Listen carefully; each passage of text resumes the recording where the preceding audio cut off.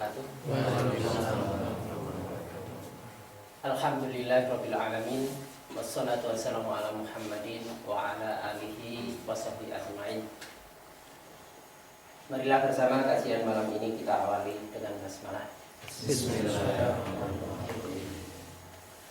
Lanjutkan kajian yang lalu. Kita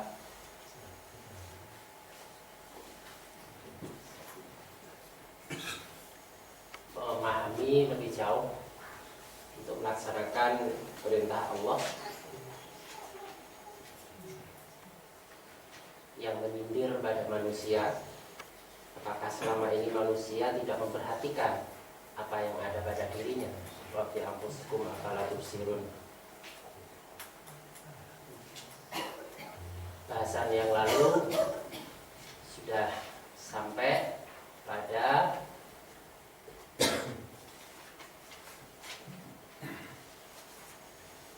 tinjauan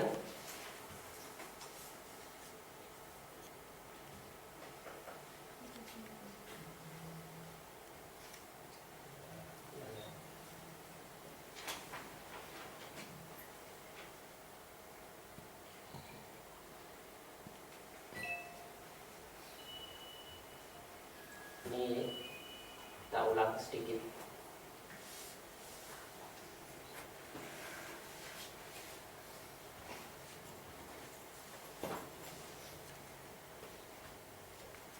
Bahwa manusia itu adalah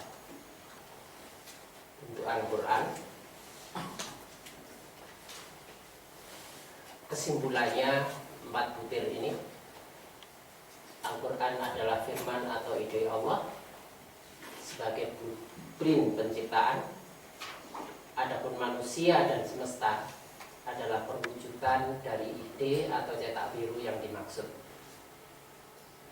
Firman Allah, Al-Quran, itu sebagai ayat-ayat qauliyah. Manusia dan semesta itu Al-Quran, ayat-ayat kauniyah. Ayat-ayat kauniyah itu adalah huruf-huruf. Itu adalah ismun.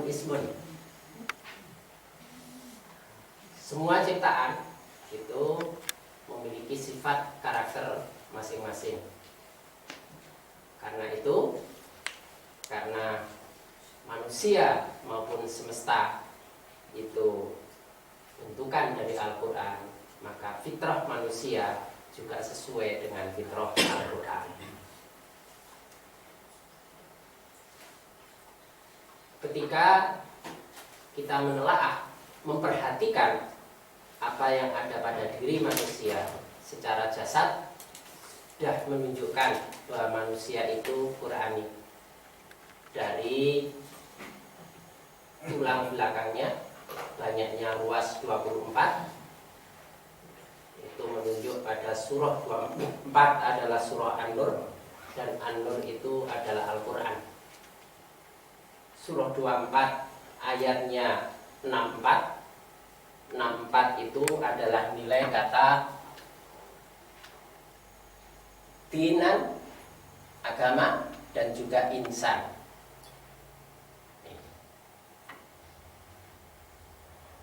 Kalau ruas, ini ruas yang pokok, ditambahkan dengan 2 ruas lagi, sekrum dan kuksik, maka menjadi 26 ruas. 26 itu adalah huruf waw. Waw itu simbol fitrah atau janin. Lebih lanjut, sekarang apa makna 24 ruas tadi? 24 adalah An-Nur. An-Nur angkanya 92. 92 itu adalah kata al-Islam. Berarti cahayanya itu adalah cahaya Islam. Berarti 24 ruas itu sudah dialiri, diwarnai oleh cahaya keislaman. Apa cahaya keislaman ini? Dengan kata lain, cahaya keislaman ini karena 2, 4 itu kalau dikali 8, kalau ditambah 6, 86 itu Muhammad. Maksudnya cahaya keislaman itu sebutan lainnya adalah cahaya Muhammad atau Nur Muhammad. Istilah Nur Muhammad itu lebih populer di kalangan rohaniyah daripada cahaya keislaman. Tapi sesungguhnya Nur Muhammad itu adalah cahaya keislaman. Yang 92 ini adalah satu-satu menunjukkan sifat kesetimbangan. Satu-satu ini kaitannya nanti dengan sini sifat dasar penciptaan itu dengan kun.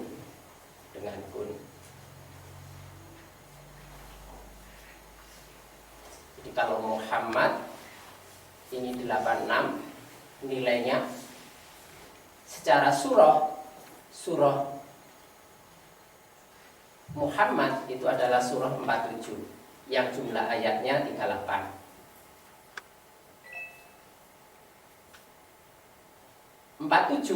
Ini adalah kata kun, padatannya satu-satu. Cahaya keislaman padatannya juga satu-satu. Berarti yang dikatakan Nur Muhammad itu sebenarnya adalah hukum dasar penciptaan. Hukum dasar penciptaan. Karena semua ciptaan itu hanya dengan satu kalimat kun, jadilah. Begitu dikun, di dalamnya sudah mengalir cahaya Muhammad.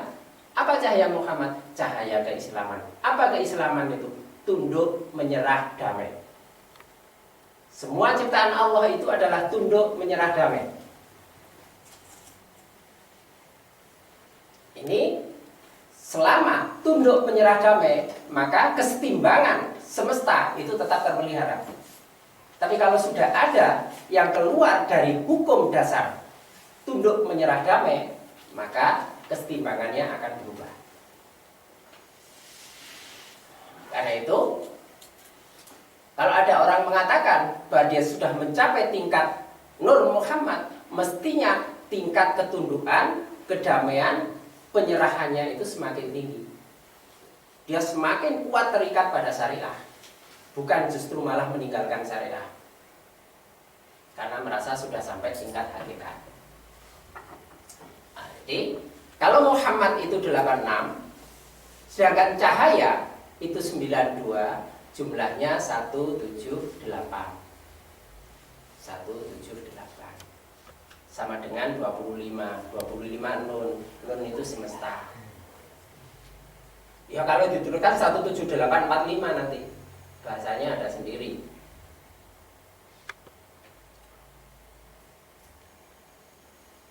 Termasuk 17845 itu nanti kaitannya nanti dengan kesini 17-nya 2 kali itu menjadi 34. Banyaknya saya burung Garuda, tapi belum ke sana kita. Ya. Ini yang perlu difahami dulu supaya tidak mudah dikecohkan oleh pengertian-pengertian yang justru akhirnya menjauhkan umat dari ketentuan syariah. Padahal Al-Quran begitu dibuka bagian halaman paling awal itu langsung 6 baris yang lalu sudah ditunjukkan. 66 itu adalah tahrim. Berarti manusia itu harusnya terikat dengan hukum-hukum Allah itu. Nah, selama itu diperhatikan, dia terikat betul dengan itu, maka kesetimbangannya akan terpelihara. Nanti ada penjelasan apa bedanya insan dengan al-insan. Penguatnya ini Nur Muhammad 64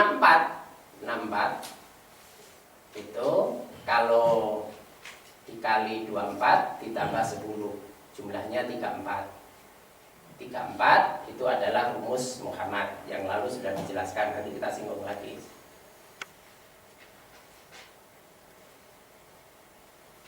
34 itu sama dengan 17 kali 2. 17 kali 2. Sedangkan 34, 3 dan 4 itu adalah 7. Maka menunjuk pada surah 7 ayat 172. Itu yang nyangkut perjanjian rububiyah. Perjanjian rububiyah manusia yang dicantumkan oleh Allah pada surah 7 ayat 172. Sekarang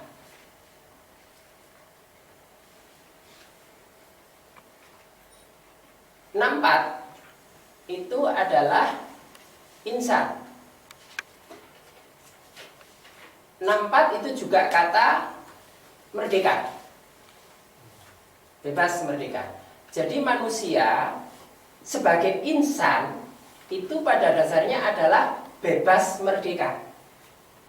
Tapi tetap dalam cahaya Qur'ani. Karena ini bagian dari 24. 64 ini karakternya 24. Ini cahaya Qur'ani. Jadi manusia itu bebas merdeka, tapi tidak keluar dari kerangka cahaya Qur'an.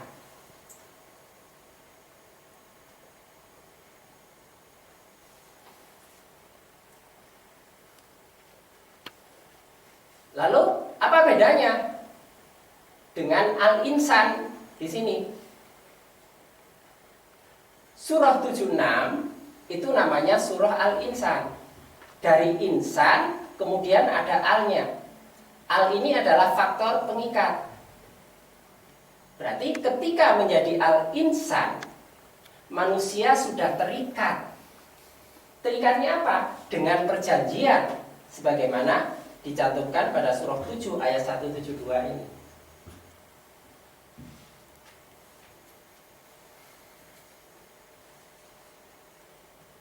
Nah, itu bisa dilihat 76 kalau dikali 42 kalau ditambah 13 jumlahnya 55. 55 itu adalah kata abdihi, hambanya. Dia meletakkan diri sebagai hamba. Bi'ahdin, dengan janjinya. Nah, manusia itu meletakkan diri sebagai hamba dan terikat dengan janji, maka menjadilah al-insan. Nah, kalau belum dijanji, tidak akan dijadikan al-insan.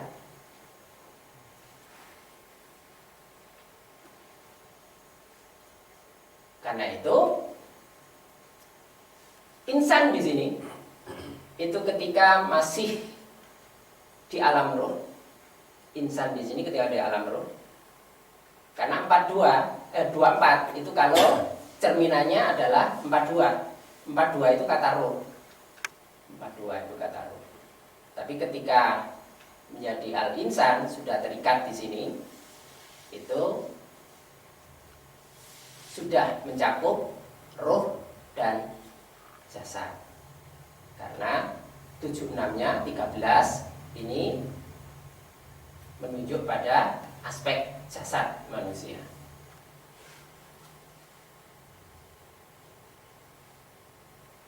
Surah 24 ayatnya 64, jumlahnya 88. 88 itu kata Al-Qur'an.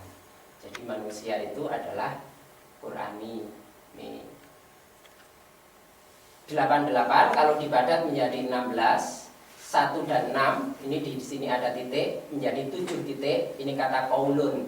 Jadi ini Al-Qur'an 88 ini sebagai ayat qauliyah. Ketika diproses lanjut, ini 7, 1 tambah 6 7, 1 kali 6 6 menjadi 76, menjadi al-insan. Diproses lanjut, nanti di sini menjadi Al-Qur'an kauniyah. Nanti ada penjelasan kauniyahnya.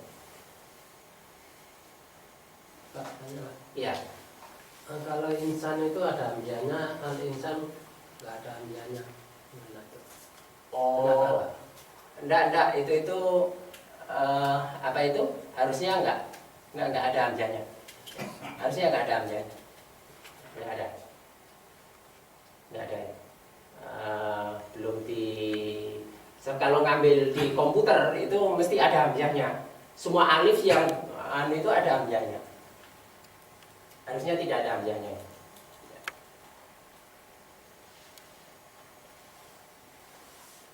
Ini ada Arabinya nggak, Mas Ahmad? Laptop ini? Adanya? Iya, ya sudah. Ya, ini dihapus ya itu, nggak ada hamzahnya. Jadi alif saja.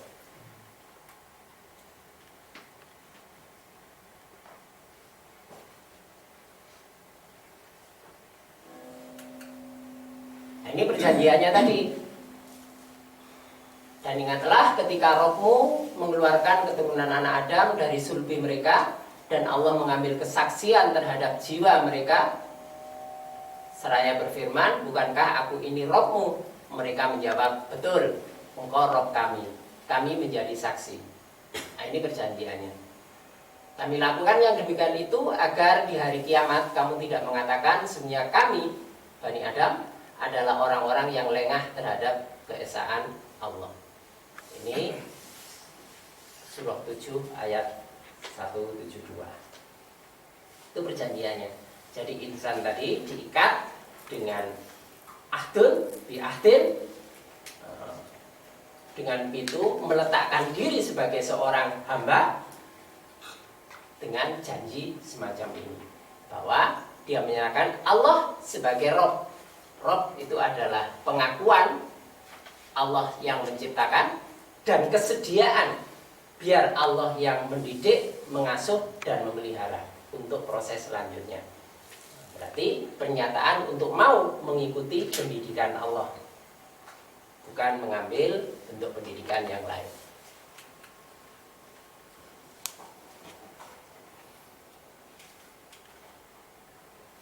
Ya, ini dari sini tadi, sini. Nah, kita lanjutkan sini. Sekarang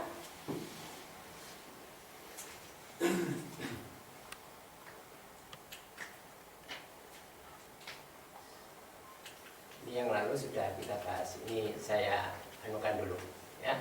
Jadi dari insan menjadi al-insan, dari insan menjadi al-insan. Surah 76, surah Al-Insan. Nilai kata Al-Insan itu 95. Alnya 31, alif 1, nun 25, sin 12, alif 1, nun 25. 95. 9 kali 5 itu 45. Jumlah ayatnya 37. Cerminan 37, 73. 73 itu huruf kaf, waw, nun. Huruf dasar pembentuk kata kauniyah. 45 sendiri ini kata juz. Yang dikatakan manusia punya karakter, punya sifat, itu karakternya itu sesuai dengan juz. Karena itu juz itu adalah Al-Quran kauniyah.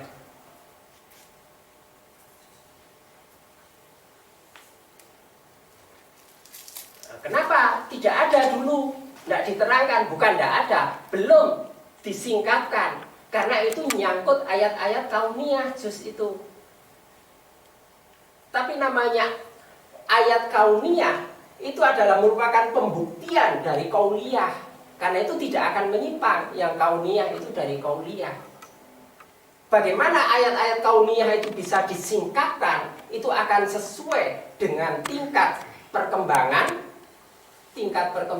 tingkat kesungguhan dari manusia, perkembangan manusia, yang itu sifatnya berlanjut, satu persatu tersingkap. Ayat kauniyah itu nggak semua langsung tersingkap. Ciri ayat kauniyah mesti seperti itu. Tapi awalnya kauliyah diimani begitu saja. Berlanjut, manusia tahu benar ada ayat apa itu Qauliyah mengatakan Allah akan membenarkan mimpimu bahwa Rasulullah akan kembali ke Mekah. Nah, itu kan bunyinya seperti itu. Bunyinya seperti itu. Qauliyahnya. 8 tahun kemudian terbuka kota Mekah. Terbukanya kota Mekah itu tunduknya kembali Mekah ke pangkuan Islam, itu menjadi ayat kauniyah.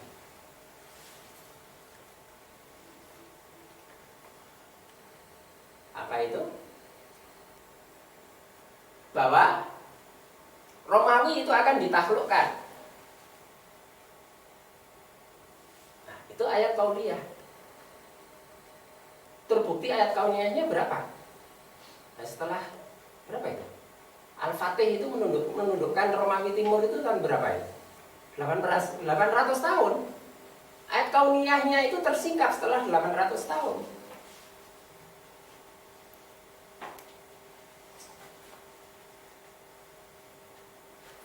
Sekarang sabda Nabi saja atau Al-Quran, madu, obat segala macam penyakit, kan ayat kauniyah saja. Pembuktiannya ayat kauniyahnya berapa? Abad 19.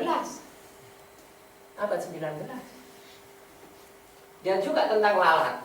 Walaupun ini hanya dari hadis saja, walaupun ada juga ayat tentang lalat, bahwa apa yang sudah diambil oleh lalat pasti manusia tidak bisa mengambilnya kembali.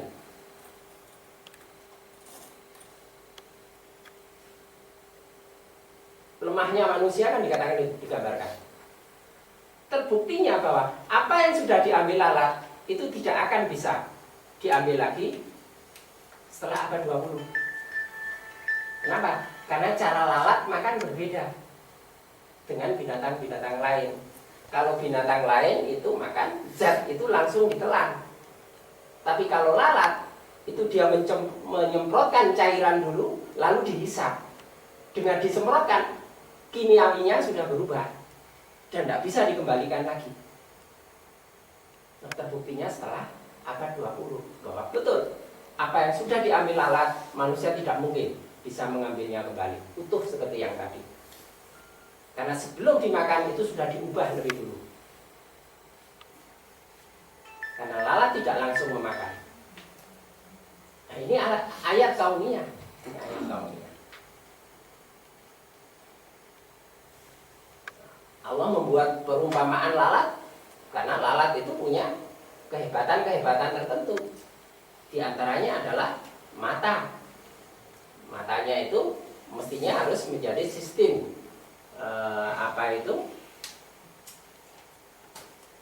intek yang paling bagus.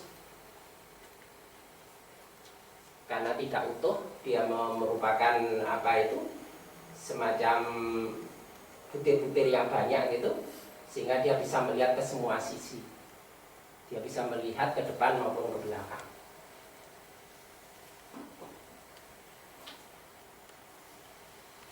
Ini kalau menerima di WA video tentang perbedaan tawon dengan lalat, ya nggak seluruhnya benar gitu. Lalat itu nggak seluruhnya jelek. Kalau nggak ada lalat, kita ini habis. Kenapa? Ayat kauniyahnya sudah ada. Afrika itu pernah menyatakan perang total terhadap lalat. Semua lalat dibasmi. Akibatnya apa? Afrika kering. Tumbuh-tumbuhan mati. Kenapa? Karena pada lalat itu diantaranya memakan sejenis virus yang ada di daun-daunan. Yang kalau tidak dimakan oleh lalat, tumbuh-tumbuhan itu mati semua. Yang saya maksudkan di video WA itu kan digambarkan lalat itu hanya jeleknya aja, kekotoran, tempatnya kekotoran. Tapi enggak. Tapi dia memang diciptakan dari bagian sistem kesetimbangan. Nah, kalau di mana banyak lalat, ya memang di situ banyak virus. Lalat itu juga memakan virus-virus di situ. Nah, Tapi Nabi mengatakan bahwa dalam lalat sayapnya satu ada racun, satu ada obatnya. Terbuktinya juga tahun 20. Nah, penjelasan-penjelasan ini sebagai ayat kauniyah. Nah, termasuk juz. Kenapa dulu tidak ada? Ya memang belum waktunya. Tersingkap sebagai ayat kauniyah. Baru sekarang ini tersingkap sebagai ayat kauniyah. Dan sebagai ayat kauniyah tidak akan menyimpang dari ayat kauliyah. Ya, ini. Karena kauniyah itu sudah berupa surah, bentukan-bentukan ini, bentukan-bentukan. Nah, sebelumnya Al-Quran itu sebagai surah.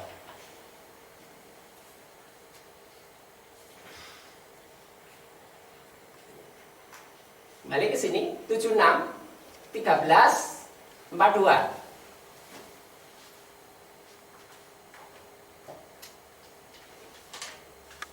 Jumlahnya 55. 55 tadi hamba dan perjanjiannya. Surah 55 ayatnya 78. 78 itu kata fitrah. Sedangkan Al-Quran kata fitrah menggunakan huruf tak marbutoh itu ditemukan di hadis. Sedangkan di Al-Quran pada surah 30 ayat 30 itu menggunakan tak ini, tak maftuhah, tak terbuka. Fitrah. Di sini angkanya 49. 49 ini padatannya 13. 13 itu titik. Titik berarti masih tingkat roh. Itu bedanya. Jadi fitrah yang 49 itu adalah fitrah ketika masih di alam ruh itu. Fitrah yang ini, fitrah yang sudah mewujud. Jadi ini sebagai kauliyahnya, ini sebagai kauniyahnya. Karena 78 itu 15. 15 itu dot yang sudah dilangkah nyatakan. Berarti sudah mewujud.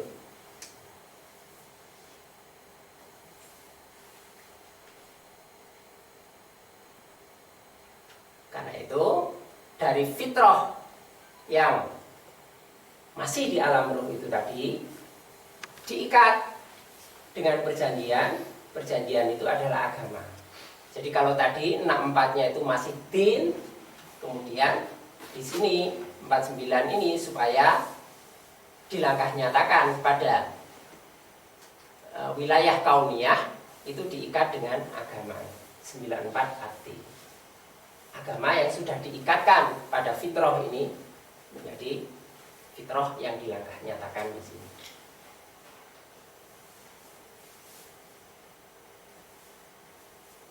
Itu perbedaan mengapa ditulis fitrah yang angkanya 49 atau juga ditulis fitrah yang angkanya 78.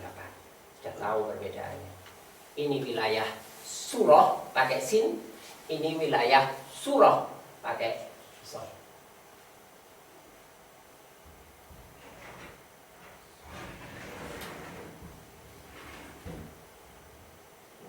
Fitrah di sini, fitrah yang bersifat ruhiyah sebagai ketenagaan, halus dan bersih.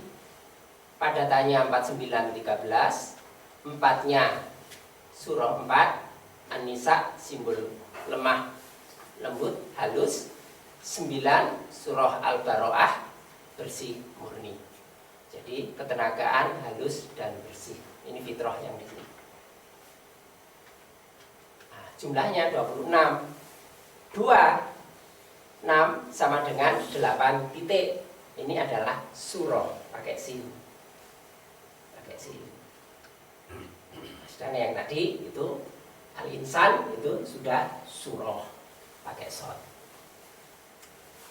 Sekarang 55 dan 78 jumlahnya 133.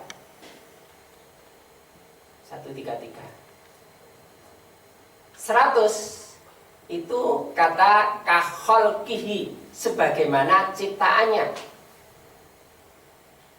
Jadi semua manusia itu adalah sebagaimana ciptaannya. Siapa ciptaan Allah? Yaitu Adam. Yaitu sifat-sifat adamiah itu ada pada semua manusia. Karena itu disebut sebagai Bani Adam.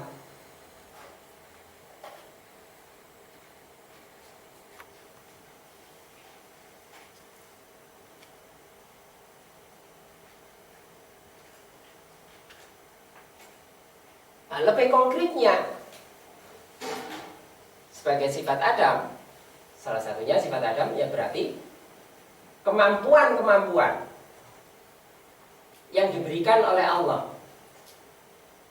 pada Adam itu ada pada semua manusia. Bakatnya itu ada pada semua manusia. Wa 'allama Adamal asma'a kullaha itu ada pada semua manusia. Dan semua manusia itu bisa menerima pengajaran dari Allah sepanjang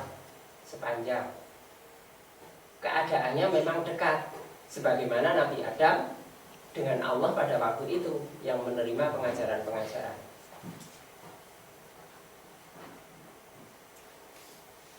Nah, untuk mencapainya itu, memelihara bagaimana supaya sifat adamiah itu ada, berkembang pada diri manusia, yang diperlukan itu adalah mewujudkan sifat Ahmad ini. Karena 133 sama dengan 13 kali 3. Kalau 13 itu zat itu adalah titik, berarti 3 titik, 3 kali 13.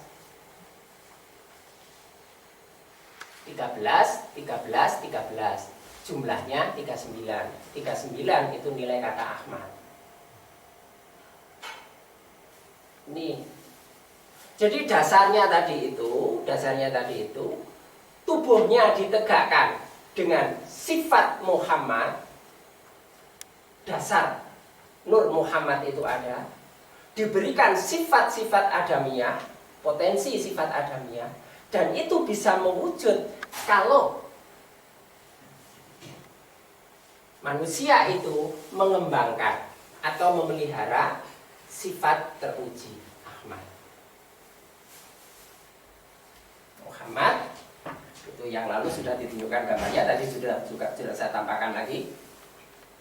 Yang sifat fisiknya ini berarti keterpujian yang statis, tapi Ahmad ini adalah keterpujian yang bersifat dinamis. Karena Ahmad ini adalah huruf-huruf yang dibentuk melalui gerakan-gerakan sholat. Waktu kita berdiri, kita sedang melukis huruf alif. Waktu kita rukuk, kita sedang melukis huruf ha. Waktu sujud, nah ini kita melukis huruf mim. Dan waktu duduk, kita melukis huruf dal. Ahmad. Nah, sholat ini dinamik, menunjukkan dinamika. Ada gerak. Berarti ada perbuatan nyata. Jadi kalau ada perbuatan nyata ke arah keterpujian, maka sifat adamiah itu terlihat. Kalau enggak, adamnya akan hilang.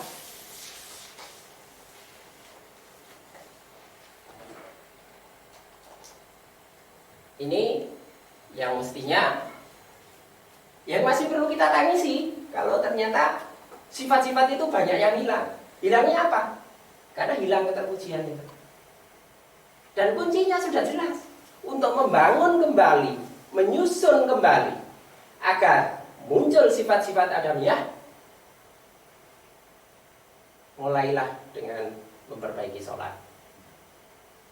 Karena Ahmad itu adalah lukisan dari sholat. Itu arahnya.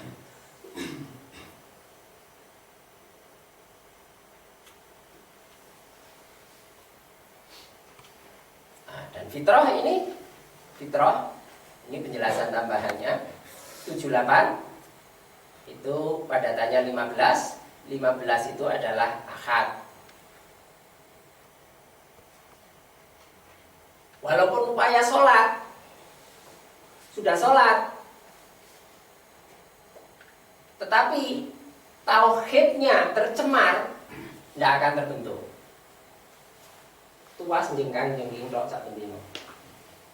Kalau masih tercemar dengan kesirikan. Karena fitrahnya itu dasarnya harus bertauhid. Jadi tauhidnya itu didandani dulu, baru sholatnya disempurnakan. Berarti lek tauhid itu durung beres nggak usah sholat kok ya. Ya tambah nemen kamu. Ini nggak terpisah ini, beriringan. Jadi sholatnya itu disempurnakan. Nah, selesai sholat menjaga kemurnian tauhid. Ya, prakteknya mari sholat, mari ngono.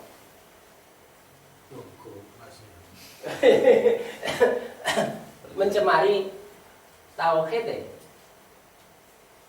Percaya akhir. Iya, kembali ke zaman batu. Ya. Iya. Ini Pak, berkaitan dengan tauhid rububiyah tadi, ya. Allah selaku pendidik. Tadi diterangkan bahwa Allah selaku pendidik itu melalui ayat kauniyah dan qauliyah. Ayat qauliyah itu yang tertulis tekstual di Al-Quran ya Pak ya. Ya. Nah, kauniyah itu perwujudannya. Ya. Jadi ini senantiasa selalu beriringan, tidak terpisahkan antara qauliyah dan kauniyah. Cuma tadi kan penangkapan kita diambil contoh lalat. Jadi secara qauliyah sudah tertulis tekstual, cuman baru ada penelitian dan sebagainya sehingga akhirnya muncul oh lalat ternyata mengandung gini. Jadi Ya. maksud saya pertanyaannya itu Pak, berkaitan dengan supaya kita bertauhidnya lebih benar. Jadi segala sesuatu, bolehkah saya menyimpulkan segala sesuatu dengan ini contoh lalat tadi itu pasti bersifat bahasanya apa, paradoks. Ada positif, negatif. Ya. Jadi segala sesuatu berarti Pak. Ya. Itu ya Pak ya. Kecuali kan kalau yang jelas secara tauhid kan Allah sudah meliputi segala sesuatu, artinya ini ciptaan. Ya. Gitu Pak ya. Kalau saya mengambil bahasa lain, sebenarnya adalah saling melengkapi. Iya. Untuk tidak menggunakan paradok. Nah. Tapi kalau memang digunakan paradok dalam arti ada kekurangan dan kelebihan masing-masing ya sama saja.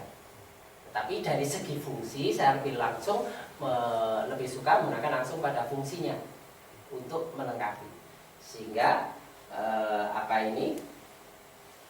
kekurangan yang lain itu tertutupi oleh kelebihan yang lainnya. Nah, maka semuanya terajut dalam ikatan tauhid itu tadi. Nah, itu sebagai konsekuensi dari sistem kesetimbangan ini. Dari sistem kesetimbangan. Bencana itu sebenarnya yang kita katakan bencana ya. Apakah itu tsunami, gunung meledos, ya itu kan satu cara yang ekstrim untuk mengembalikan kesetimbangan. Kenapa terjadi itu? Karena sudah sulit diperbaiki. Diserahkan pada manusia nggak bisa. Yang sudah diminta untuk memelihara alam itu loh, untuk memakmurkan bumi, manusia sudah nggak bisa, malah tambah dirusak. Ya sudah, Allah mengambil tindakan supaya kesetimbangan itu kembali terjadi. Oh, dirusak lagi, nanti ada satu mekanisme yang begitu terus terjadi.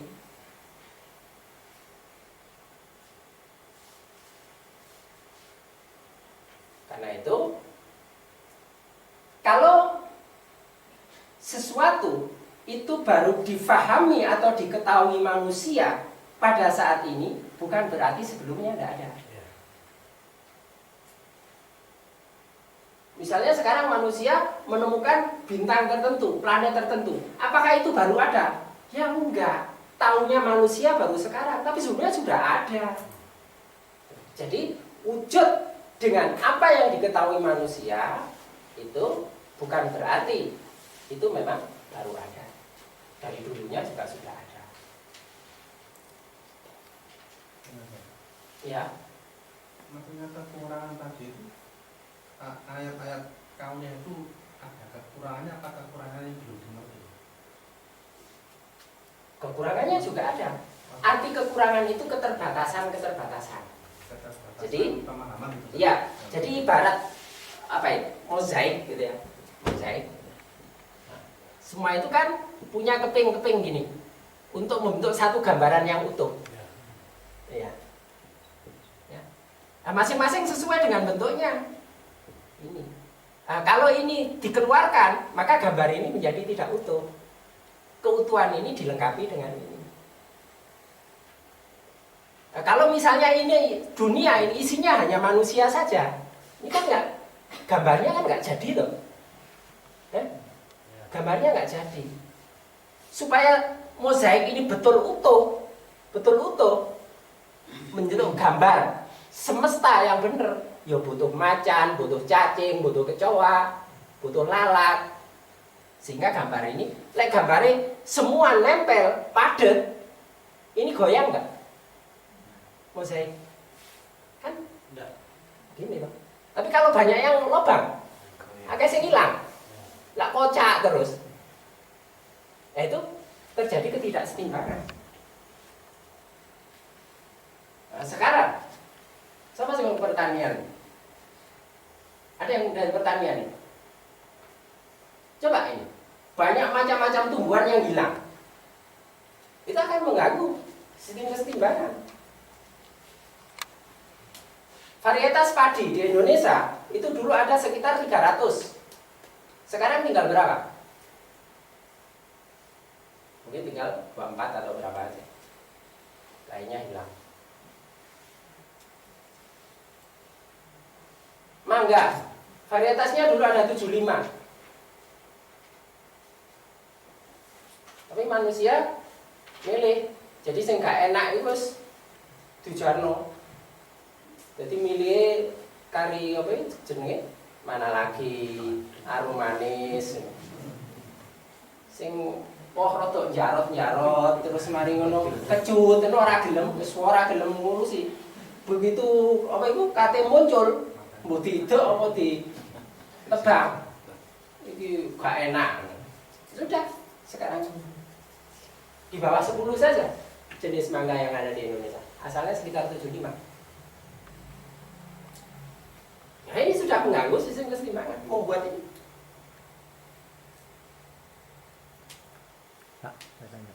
Apa yang terjadi? Ketika muncul faham di Eropa ketika abad ke-8 bahwa kucing itu adalah binatang peliharaan tukang sihir. Mereka membasmi habis kucing-kucing.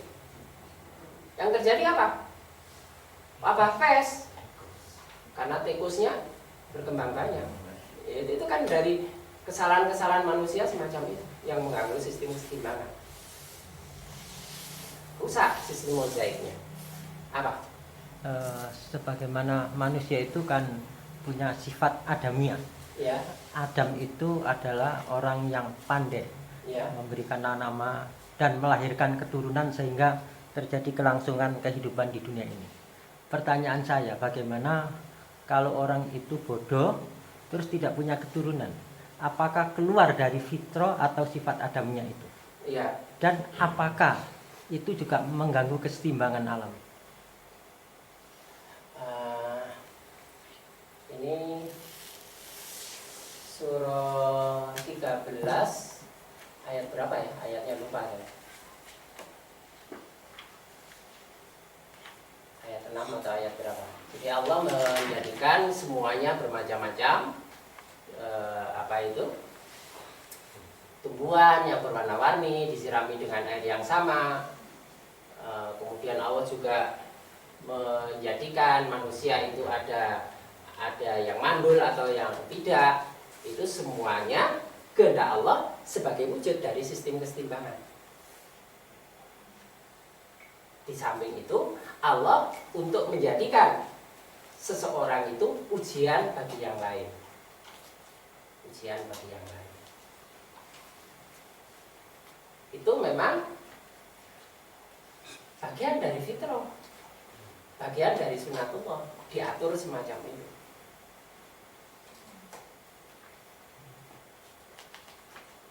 Jadi perbedaan-perbedaan itu. Tapi semua perbedaan itu bisa dikompromikan untuk saling melengkapi. Sekarang Allah menjadikan semuanya itu sebagai ujian bagi yang lain. Misalnya, ada yang dijadikan kaya, berkelebihan harta, ada yang lebih kurang dari yang berkelebihan. Tapi aturannya apa? Hukum dasar penciptaannya, syariatnya, bagaimana agar harta itu tidak beredar di kalangan orang tertentu. Tapi ketika orang yang dititipi harta itu menahan, membuat tidak beredar, nah ini sudah merusak sistem kesetimbangan tadi itu. Karena hukum Allah tidak dijalankan. Merusaknya di sini.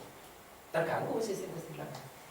Ya, kalau harta dikuasai oleh orang-orang tertentu, orang kaya, ya nanti kan timbul pemberontakan dari orang yang miskin. Dan juga sekarang ada orang yang punya kemampuan kecerdasan lebih, tapi ada yang kurang. Prinsipnya sama. Bagaimana supaya kepandian itu tidak beredar pada orang-orang tertentu? Punya kepedulian enggak? Yang diberi kelebihan kecerdasan itu untuk mengajari pada yang bodoh. Sekaligus yang bodoh itu sebagai ujian bagi yang cerdas. Kecerdasannya itu untuk mendidik yang bodoh ataukah untuk ngenyek ngakali yang bodoh? Enaknya sih nih, lek pinter itu ngakali wong bodoh apa ngajari wong bodoh? Paling enak itu ngakali. Yang terjadi seperti itu, ya sistem kesetimbangan rusak. Itu namanya satu dijadikan ujian bagi yang lain. Allah menetapkan hak-hak yang berbeda, hak-hak yang berbeda di antara manusia, termasuk hukum waris misalnya. Antara laki-laki dan perempuan yang benar. Satu dijadikan ujian bagi yang lain. Bisa dilaksanakan atau enggak? Itu nyangkut awal Al-Quran tadi 66 tahrimnya itu. Hukum-hukum Allah itu bisa ditegakkan atau enggak. Jadi berarti keseluruhan semesta itu semacam satu mesin dengan komponen-komponen yang bagus dan jalannya sempurna.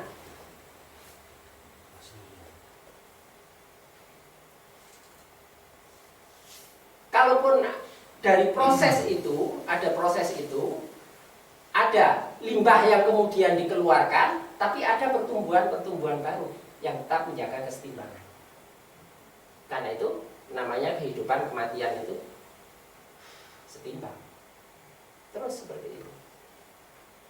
Nah, ketika sistem itu tidak bisa berjalan normal, disitulah Allah memberikan tindakan-tindakan keras. Dengan adanya goncangan-goncangan, maka akan tertata lagi. Kalau misalnya ada ini toples, ya, kuenya itu diambil, asalnya kan tertata rapi, terus diambil. Ono sing gak seneng ngobrol-ngobrol sing diisor. Terus kan susunannya jadi gak karu-karuan. Akhirnya kan banyak yang lubang-lubang. Ketoke koyo akeh padahal tengahnya kosong. Tapi gak ada yang mau membetulkan itu. Terus ono sing gelem, carane apa? Ya dikocok-kocok ngene, dadi rapet meneh. Nah, itu bencana-bencana itu semacam kocokan-kocokan itu sehingga sistem itu menjadi rapet lagi. Ayat kauniyah karena gangguan kesetimbangan itu begitu lama tidak tidak selesai-selesai di Aceh, diberi tsunami kan langsung selesai. Nggak ada tsunami yo, orang mari-mari itu. Aceh merdeka itu. Kayak tsunami selesai sudah. Nah, yang hilang itu ya sudah sebagai limbah itu. Dalam rangka mengembalikan sistem kesetimbangan. Kalau satu wilayah kemudian ada gunung meletus, terus setelah itu mesti kan wilayah itu menjadi lebih subur lagi. Karena sebelumnya kesuburan tanah itu sudah rusak dan sulit dikembalikan. Mengembalikannya apa? Ya dengan gunung meletus itu. Mesti setelah itu lebih subur.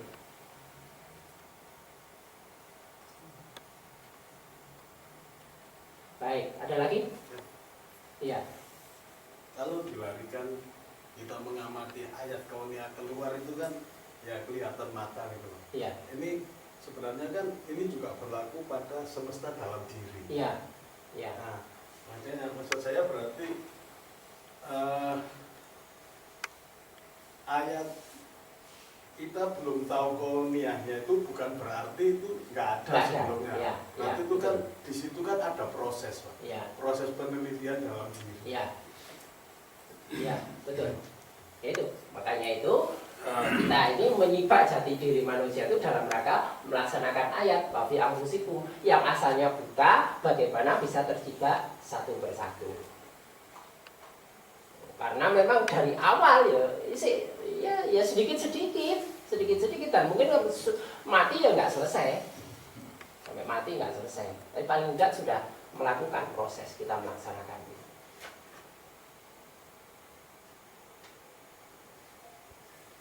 Nah, ketika ditemukan itu baru nanti dia muncul kalimat-kalimat thayyibah, tasbih segala macam itu yang memang tercuat dari dalam, gak syukur tiru-tiru, gak syukur tiru-tiru. Apa lek syukur tiru-tiru? Ya nggak jadi.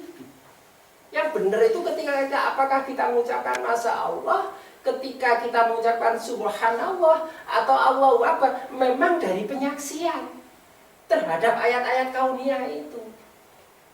Jadi langsung terasa di sini getarannya. Langsung terasa di sini getarannya. Apa bahayanya kalau meniru? Ini nggak siap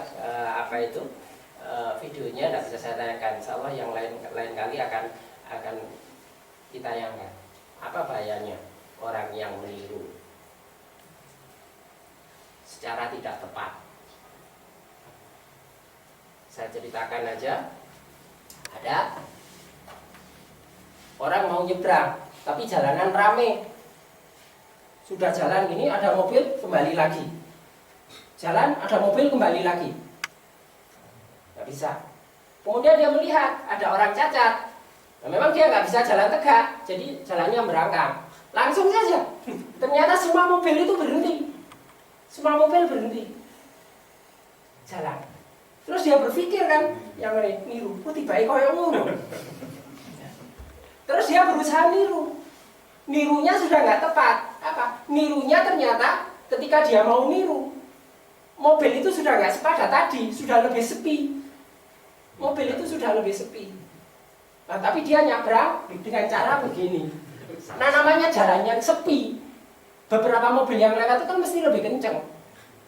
Lihat mobil kenceng, wedi, balik lari. Ini niru yang nggak tepat, situasinya nggak tepat, pelaksanaannya nggak tepat. Itu bahayanya niru itu seperti itu. Gambarannya, videonya seperti itu. Itu bahayanya niru. Dan kita ini selama ini kebanyakan adalah niru.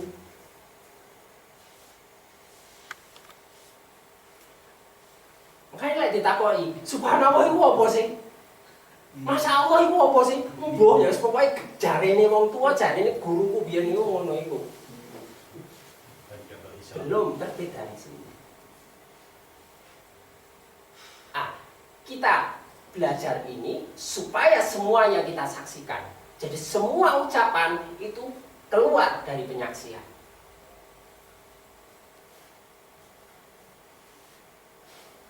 paling enggak takjub lah, takjub. Ternyata begitu, oh begitu, oh begitu. Itu penyaksian-penyaksian.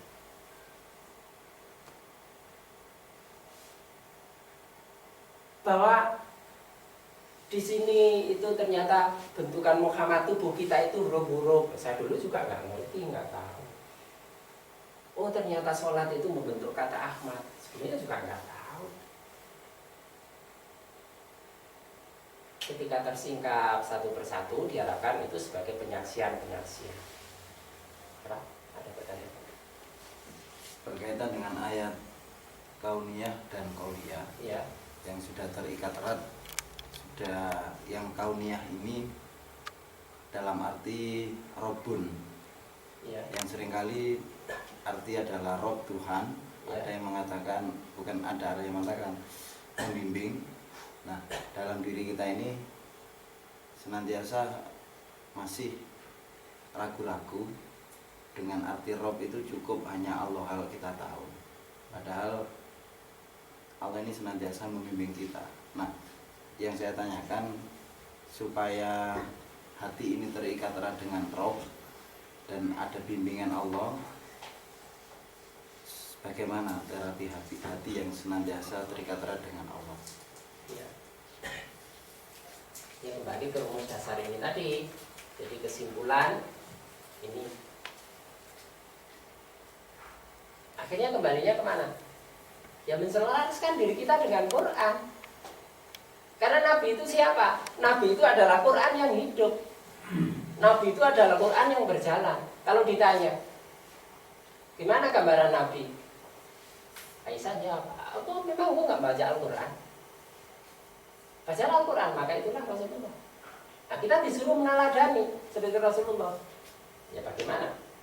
Al-Quran itu kita wujudkan dalam kehidupan sehari-hari. Wangel langsung wabe, kita mulai dari juz diri. Nah, jadi juz diri itu dalam rangka itu tadi terapi menselaraskan supaya setahap demi setahap itu nanti selaras dengan. Baik, itu ya untuk kajian kali ini. Kita akhiri dengan hamdalah. Alhamdulillah. Assalamualaikum warahmatullahi wabarakatuh.